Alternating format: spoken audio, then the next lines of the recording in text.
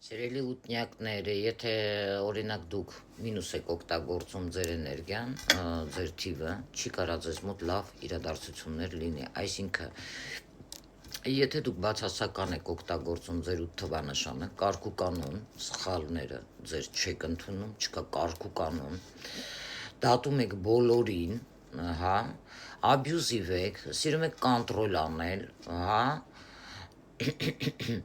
այստեղ հնարավոր է ունենաք բավականին լուրջ պրոբլեմներ։ Գիտեք ինչ, այստեղ չի կարելի ոչ մանիպուլյացիա, ոչ էլ կոնտրոլ անել մարդկանց։ Դա հետագայում ձեզ հարյուրապատիկ կարող է վերադառնա։ Խոսքի օրինակ, եթե մինուսի մեջ եք, նաև կարող կախվեք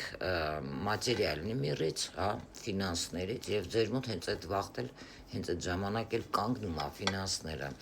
Ուժով փորձեք ինչ-որ հարցեր լուծեք, սա էլ է պրոբլեմ, որովհետեւ 8-ը դա իմ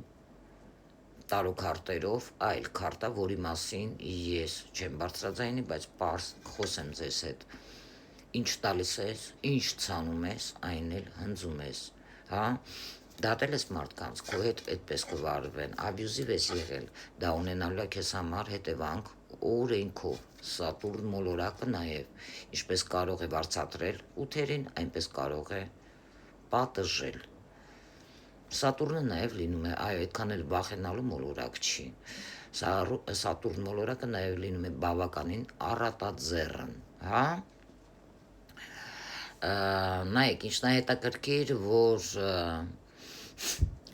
ձեր էներգիայի հետ կապված դուք պետք է լինեք բավականին հանգիստ բնավորության տեր, ութերին չի կարելի դավաճանել, ութերին չի կարելի խաբել, եթե դուք իհարկե հոգևոր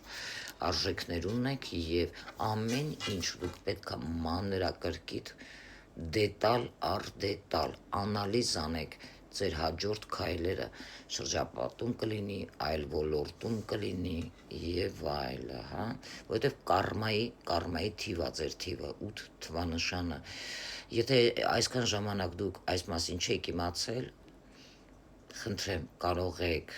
դիմել ինձ Իննարա Գրիգորյան, տարոլոգ, ռունոլոգ, վեդայական թվահոգեբան, որպեսզի ձեր հոգեմատրիցան հաշվենք, հա, ճակատագրի, տեսնենք, որտեղից են սխալները գալիս, ինչ կարող եք անել, որպեսզի ձեզ մոտ ամեն ինչ դեպի լավը գնա, զարգացնելով հոգևորը ձեր մեջ, աճելով եւ առաջ գնալով։ Հասկանում եք, 8-ը նաև դա